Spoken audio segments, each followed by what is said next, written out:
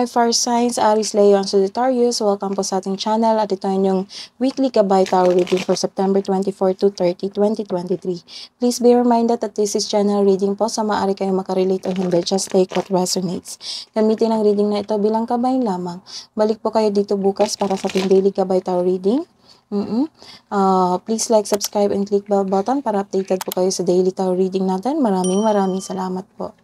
Para po sa gusto magpa-reading, maaari nyo pong makuha ang link. Nasa description box po ito. Message nyo lang po ako sa messenger. Maraming salamat po. Spirit guys, ano po ang ganap for this week para kay Fire Signs po, Aries, Leo, and Sagittarius ngayon sa September 24 to 30, 2023 for this week po.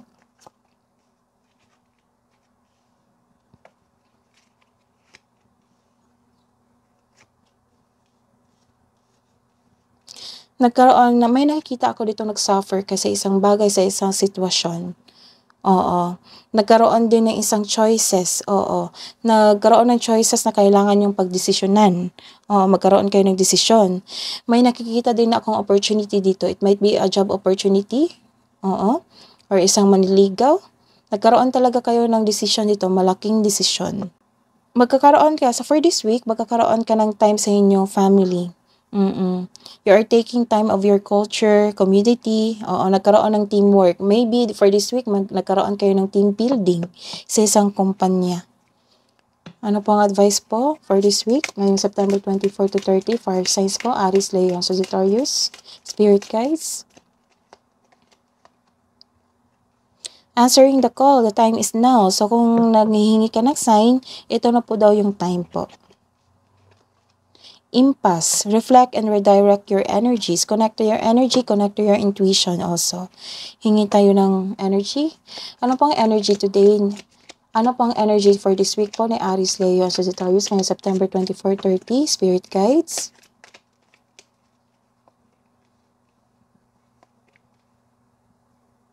Nagkaroon ng hope dito. Nagkaroon ng healing.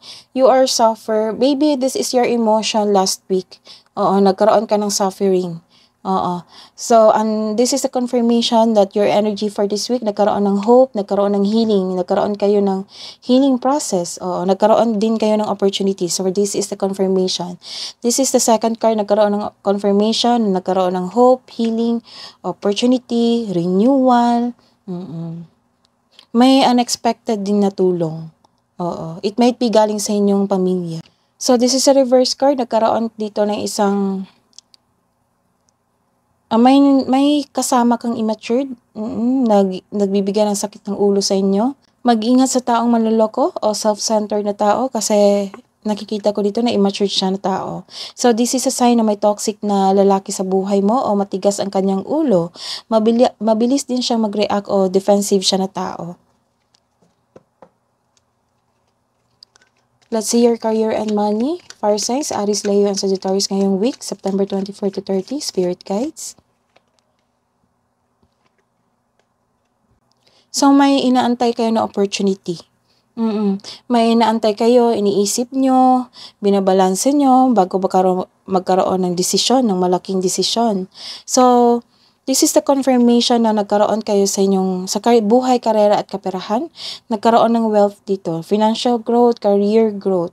May plano kayo ng pamilya mo na magbuo ng family business at full support ang pamilya mo sa plano mong negosyo. Kaya nagkaroon ng teamwork dito and community, time sa family. So this is the confirmation na may plano kayo ng inyong family na magbuo ng negosyo na idea mo lahat. Ang ilan ay may alok na business partnership with close friends.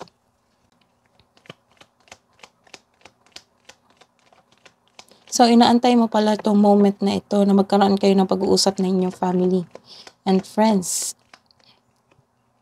Para sa love and romance, self-love, partnership and romance. This is a new beginning sa inyong buhay, pag-ibig. Nagkaroon ng abundance po. This is a yes card. Nagkaroon kasi ng ending dito may past kayo or may nangyari last week na sobrang nasaktan ka kasi sobrang bigat ng naramdaman mo. So, kakapasok nyo lang sa inyong cycle. So, this is the confirmation na nagkaroon ng abundance sa inyong sarili, sa inyong buhay pag-ibig. May parating na Love or romance para sa mga single, para sa may relasyon. May ilang couple dito na nagpaplano mag-level up sa inyong relasyon.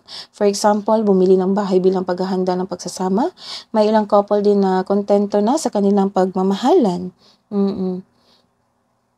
So, hidden truth po.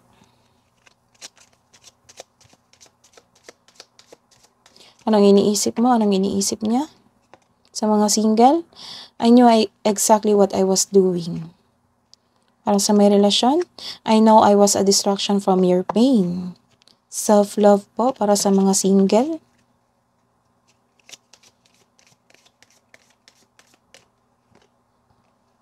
Connect with your ancestors. Love advice po para sa mga couple natin.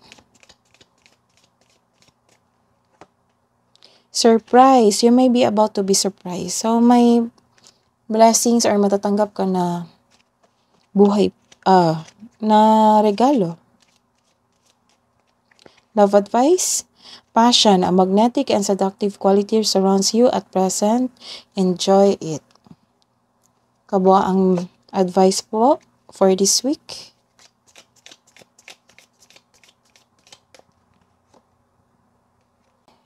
Your commitment is being tested.